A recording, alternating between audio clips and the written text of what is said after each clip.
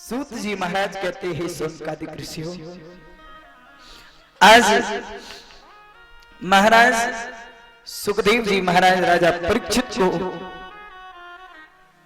कथा सुना रहे हैं।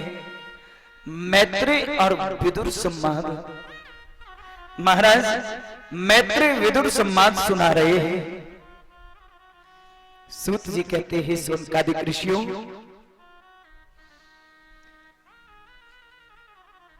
एक बार उद्धव जी को रास्ते में विदुर जी महाराज मिले। बहुत मन से समझना, विदुर जी महाराज ने प्रणाम किया और कहा, महाराज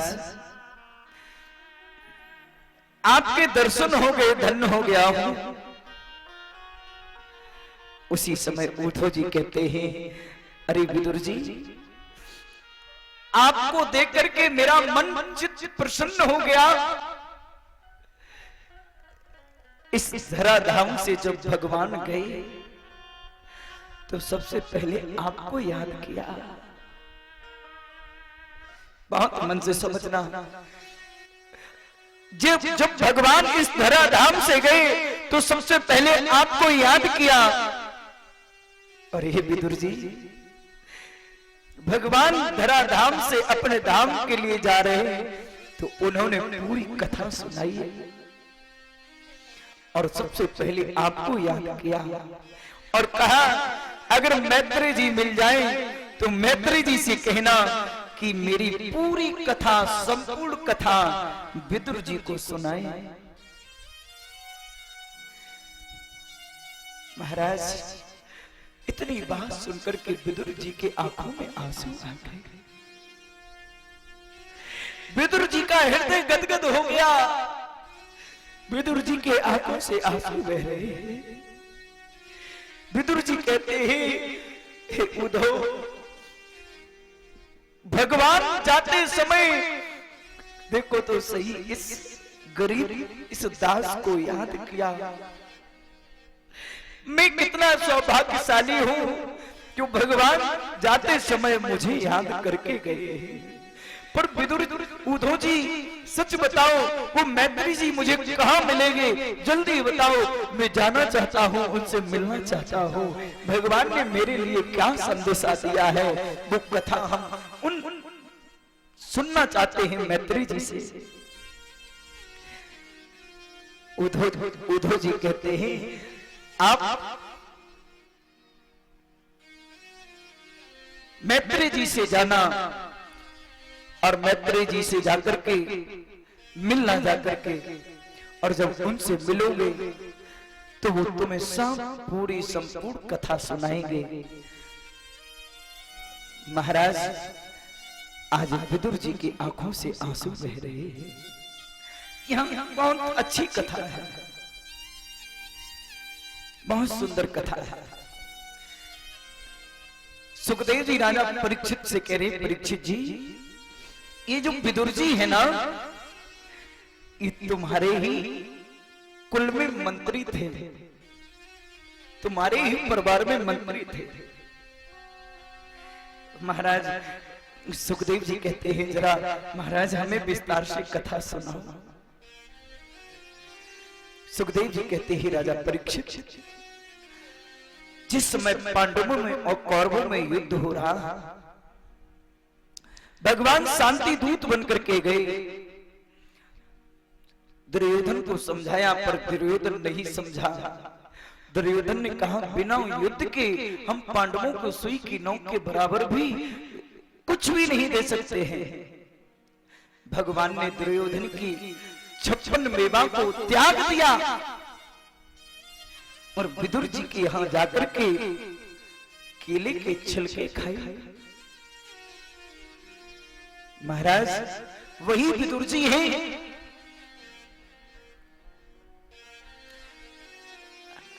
विदुर जी कहते हैं, वो हमें मिलेंगे कहां? बोले आप भद्र का आश्रम में जाओ वहीं मिलेंगे। अब तो विदुर जी ने दौड़ना प्रारंभ कर दिया और दौड़ते दौड़ते आज विदुर जी मैत्री जी से मिलते हैं और चरणों को पकड़ लेते हैं। महाराज हमें बताओ, वो हमारे गोविंद, वो हमारे परम ब्रह्म परमात्मा क्या संदेशा देके गए हैं, वो हमें कथा सुनाओ। एक बात बताऊं, सच बताना, जितने लोग श्रोता पंडाल में बैठे हैं, जो भी आस्था चैनल के माध्यम से कथा सुन रहे हैं, सच बताना, अगर प्रधानमंत्री किसी के लिए स्पेशल संदेशा भेजे तो उसे कितनी खुशी होती है। और ये तो परम ब्रह्म परमात्मा ने चलते समय विदुर जी को याद किया। वो विदुर जी कितने धन्य होंगे, कितने महान होंगे। वो विदुर जी कितने धन्य होंगे। महाराज मैत्री जी विदुर जी को देखते हैं और कहते, विदुर जी मैं आपको हर जगह खोजा पर आप मिले नहीं, मैं आपकी ही खोज में था, क्योंकि जो धरोहर मेरे पास में रखी है बड़ा बोझा था मेरे सर पर, हम इसे हल्का करना चाहते थे, क्योंकि आपकी अमानत भगवान ने मुझे दी और वो मैं लिए लिए घूम रहा था और मैं चाहता था आप कब मिले, वो अमानत आपको पकड़ा था। महाराज विदुर जी के आंखों से आंसू बहने लगे।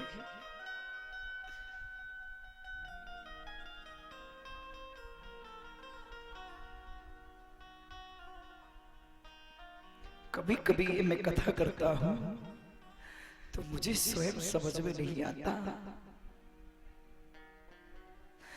मेरे मन में सच बता रहा हूं, व्यास पीठ पर बैठा हूं, कभी कभी ऐसा लगता है, हे गोविंद तुम इतनी कृपा कर दो मेरे ऊपर कि मैं ये सब कथा जंजाल छोड़ करके कहीं एकांत में आपका भजन करूं और आपके दर्शन हो जाए, बस और कुछ नहीं चाहिए।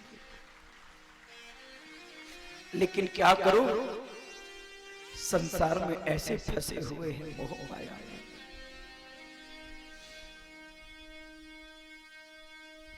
पर मैं अपने को भी एक तरीके से सौभाग्यशाली इसलिए समझता हूं, भले ही कथा करता हूं, भगवान की कथा भगवान के भक्तों को सुनाता हूं, जिससे जीवन बदलता है। मैं समझता हूं ये मोह माया नहीं, ये भी एक भगवान ने हमें ड्यूटी दी है, वो भगवान की ड्यूटी को निभा रहा हूं। महाराज मैत्री जी विदुर जी से कहते हैं, विदुर जी भगवान ने बहुत सुंदर पृथ्वी पर लीलाएं की हैं, बड़े मन से कथा सुने। इस संसार में कुछ भी नहीं था। यहां विदुर जी ने प्रश्न किए मैत्री जी से, महाराज जीवन में धर्म क्या है, जीवन में मनुष्य भगवान की प्राप्ति कैसे करे, भगवान की भक्ति को कैसे पाए, जीवन में मनुष्य को कैसे रहना चाहिए, यह बहुत सुंदर प्रश्न किए। महाराज मैत्री जी समझा रहे हैं, इधर सुखदेव जी राजा परीक्षित को कथा समझा रहे हैं। महाराज संसार में सबसे पहले कुछ नहीं था, जल ही जल था, और परम ब्रह्म परमात्मा एक है। परम ब्रह्म परमात्मा एक है, और जब एक से अनेक की इच्छा होती है तो वही भगवान एक से अनेक हो जाता है। भगवान की नाभि से कमल प्रकट हुआ और कमल से ब्रह्मा जी का प्रागट हुआ। महाराज कमल से ब्रह्मा जी का प्रागट हुआ। अब ब्रह्मा जी कमल के अंदर जाते हैं नाभि में और फिर कमल के ऊपर बैठ जाते, पर ब्रह्मा जी को समझ में नहीं आता मैं कहां से आया हूं और कहां जाना है। जल की टकराट हुई, आवाज हुई ता पा, तो ब्रह्मा जी को समझ में आया, बोले ता और पा मिला के क्या होता है, बोलो ना, पढ़े लिखे हो। ता और पा मिला के क्या बनता? तप। ब्रह्मा जी के समझ में आया बोले तप करना चाहिए। ब्रह्मा जी उस कमल के फूल पर बैठ गए और तपस्या करने लगे। महाराज परम ब्रह्म परमात्मा विष्णु भगवान प्रकट हुए और कहा, हे ब्रह्मा जी, मैं तुम्हें इस सृष्टि का विधाता बनाता हूं। इस सृष्टि के विधाता आप होंगे। ब्रह्मा जी ने कहा, महाराज मुझे तो कोई ज्ञान ही नहीं है, मैं सृष्टि करूंगा कैसे? भगवान ने चतुर्थ श्लोक की भागवत दी ब्रह्मा जी को और ब्रह्मा जी को बहुत सुंदर उपदेश दिया। 4 वेद, 6 शास्त्र, 18 पुराणों का बहुत सुंदर ज्ञान दिया और कहा, ब्रह्मा जी आज से तुम इस सृष्टि के विधाता हो, आज से सृष्टि की रचना आप करेंगे। महाराज ब्रह्मा जी ने भगवान की आज्ञा पाकर के सृष्टि को प्रारंभ किया, पर उसी समय सारी पृथ्वी रसातल में चली गई, पानी में डूब गई। ब्रह्मा जी ने सोचा अब सृष्टि करूं कहां, जब पृथ्वी नहीं है तो सृष्टि होगी कहां? उसी समय ब्रह्मा जी को छींक आई। उनकी नाक से एक बहुत सुंदर अंगूठे जितना बाहर दिखाई दिया और देखते देखते देखते देखते विशाल हो गया। 12 भगवान का अवतार हो गया सूकर के रूप में। बोलिए 12 भगवान की। महाराज भगवान ने 12 रूप क्यों लिया पता? क्योंकि सूकर को सूंघने की शक्ति ज्यादा होती, अधिक होती है। भगवान पृथ्वी को सूंघते हुए और रसातल से खोज करके लाए। महाराज पृथ्वी को खोज कर ला रहे थे। रास्ते में नारद जी को हिरणाक्ष मिला। बोले हमसे युद्ध करो। नारद जी ने कहा मेरा काम युद्ध करना नहीं है, मैं तो बाबा जी आदमी हूं, हमसे भजन गवाओ, कीर्तन कराओ। बाबा जी कोई लड़ना जानते हैं क्या? बोले नहीं, बाबा जी हो तो क्या हो गया, हमसे युद्ध करो 2-2 हाथ। नारद जी ने कहा मैं तो नहीं लड़ सकता हूं, बीड़ा बजाना जानता हूं, पर तुम्हें लड़ने वाला बता दूंगा। बोले कौन? बोले चले जाओ सामने। हिरणाक्ष ने देखा सामने 12 रूप में भगवान पृथ्वी को लेकर आ रहे थे। हिरणाक्ष ने युद्ध किया, भगवान ने हिरणाक्ष का वध कर दिया। बोले गोविंद भगवान की। भगवान पृथ्वी लेकर के आए तो पृथ्वी को भी अभिमान हो गया। निवेदन है, पृथ्वी को अभिमान हो गया कि भगवान मेरे बिना अधूरे हैं। भगवान ने कहा सृष्टि की रचना तो बाद में होगी, पहले पृथ्वी का अभिमान दूर कर दूं। महाराज भगवान पृथ्वी को वृंदावन में ले गए। कहा? वृंदावन में। पृथ्वी ने देखा हमसे अलग ये पृथ्वी वृंदावन की कहां से आई?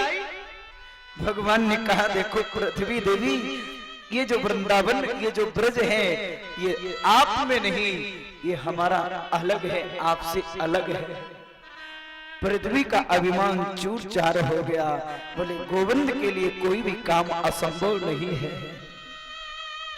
महाराज पृथ्वी की स्थापना हुई। सुखदेव जी कहते राजा परीक्षित, आज ब्रह्मा जी ने 10 पुत्रों का जन्म दिया। 10 पुत्रों ने मना कर दिया महाराज मैं भगवान का भजन करना चाहता हूं, सृष्टि में मेरी कोई रुचि नहीं है। उसके बाद ब्रह्मा जी ने 4 पुत्रों का दिया जन्म, सनत कुमारों का। चारों पुत्रों ने कहा पिताजी मैं भी जंगल में जाकर के भजन करना चाहता हूं। चारों पुत्र जंगल में चले गए। उसी समय ब्रह्मा जी को क्रोध आया, भ्रुकुटी चढ़ गई।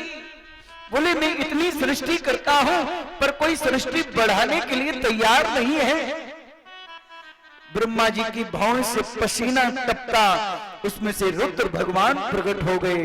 बोलिए रुद्र भगवान की। कहिए पिताजी। ब्रह्मा जी ने कहा सृष्टि करो।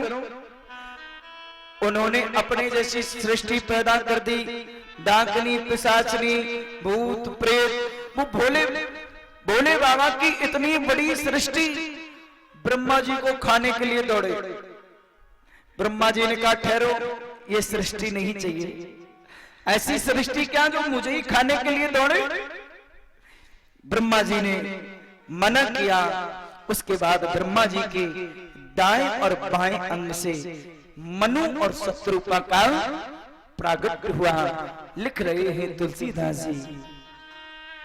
स्वयंभू मनु और शत्रुपा, शंभु मनु और शत्रुपा, स्वयंभू मनु और शत्रुपा, शंभु मनु और शत्रुपा, शंभु मनु और शत्रुपा, शंभु मनु और शत्रुपा, जिनते भई नर श्रेष्ठ अनुपा, जिनसे भई नर श्रेष्ठ अनुपा, जिनते भई नर श्रेष्ठ। स्वयंभू मनु और शत्रुपा, जिनते भई नर श्रेष्ठ अनुपा। महाराज मनु महाराज के 3 बेटियां हुई और 2 बेटे हुए। महाराज 2 बेटे हुए प्रियव्रत और उत्तानपाद, और 3 बेटियां हुई देवहूति, आकुति और प्रसूति। महाराज देवहूति का विवाह कर्दम ऋषि के साथ में हुआ। किसके? कर्दम ऋषि के। महाराज देवहूति का विवाह कर्दम ऋषि के साथ में हुआ। कर्दम ऋषि के यहां 9 कन्याओं का जन्म हुआ। कितनी? 9 कन्याएं। कर्दम ऋषि जंगल में भजन करने के लिए जाने लगे। मैया देवहूति ने चरणों को पकड़ लिया। महाराज जब आप चले जाएंगे जंगल में तो मैं किसके सहारे रहूंगी? आपने वचन दिया था एक बेटा होगा तब जंगल में जाऊंगा, पर अभी बेटा नहीं बेटियां हुई हैं। कर्दम ऋषि ने कुछ समय और जीवन व्यतीत किया। मैया के गर्भ से, देवहूति के गर्भ से स्वयं कपिल देव भगवान का जन्म हुआ। बोलिए कपिल देव भगवान की। भगवान के अवतार कितने ही? 24। इन 24 अवतारों में कपिल देव भगवान का भी एक अवतार आता है। मैया देवहूति अपने बेटे को देख करके बड़ी प्रफुल्लित होती है और कर्दम ऋषि जंगल में जाकर के भजन करने लगे। एक दिन मैया देवहूति को पता पड़ा मेरे घर में मेरे बेटे ने नहीं, परम ब्रह्म परमात्मा ने मेरे घर में बेटे के रूप में जन्म लिया है। और जिसके घर में परम ब्रह्म परमात्मा ने अवतार लिया हो, क्यों ना हम उन्हें वंदन करें, नमन करें? क्यों ना हम उनके चरणों में वंदन करें और उनसे सीखा जाए। एक दिन मैया देवहूति बैठ गई चरणों में और मैया देवहूति कहती है, हे बेटा, मेरी 10 इंद्रियां विचलित हो रही हैं। 5 कर्म इंद्रियां होती और 5 ज्ञान इंद्रियां होती हैं। मेरी दसों इंद्रियां चलाए मान हैं। जीभ कहती है सुंदर चखूं, कान कहते हैं सुंदर सुनूं। पता नहीं मेरी दसों इंद्रियां चलाए मान हैं, विचलित हैं। हे बेटा, कोई उपाय बताओ जिससे मेरा मन कंट्रोल में हो, मेरी दसों इंद्रियों का दमन हो जाए। एक बात बताऊं, किसी संत के पास जाओ, किसी भी ब्राह्मण के पास जाओ, किसी भी ज्ञानी के पास जाओ, तो सिर्फ एक बात पूछो, मेरा मन भगवान में कैसे लगेगा, मेरी दसों इंद्रियां कैसे बस में होंगी। अच्छा एक बात बताओ, दशानन और दशरथ दोनों में क्या फर्क है? देखो, जिसने दसों इंद्रियों को रथ बना लिया हो वो दशरथ, और जिसने दसों इंद्रियों को आनंद बना लिया हो वो दशानन है। देखो, सीधा सा और सरल भाषा में उदाहरण, नौकर सेठ के बस में हो तो अच्छा है, या सेठ नौकर के बस में हो तो अच्छा है। नियम ये होता है कि सेठ के बस में नौकर को होना चाहिए। अगर सेठ नौकर के बस में होगा तो लोग कहेंगे कैसा सेठ है जो नौकर के बस में है। इंद्रियां हमारी नौकर हैं और हम उसके सेठ हैं, हम उसके मालिक हैं। इंद्रियों की मन की नहीं, हमारी मन की इंद्रियां करें। अगर हम कहें कि भगवान का भजन करो तो करें, पर हम ऐसा नहीं करते।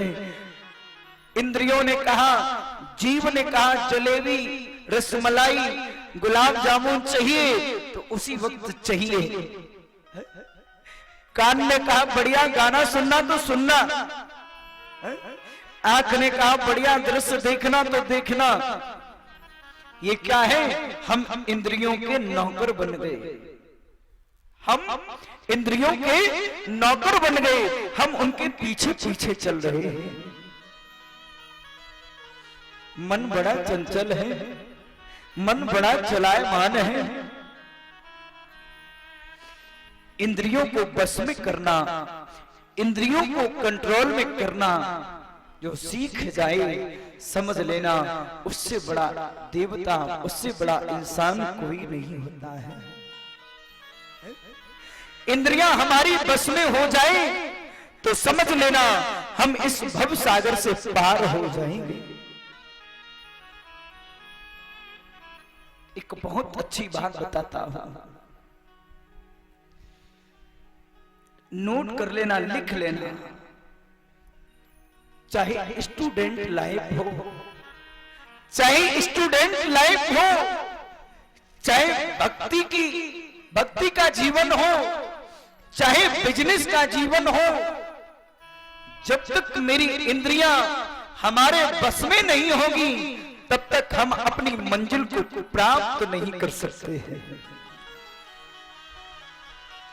हाँ, हमारा मन, हमारी इंद्रियां हमारे बस में होनी चाहिए तो हम भव सागर से पार हो जाएंगे।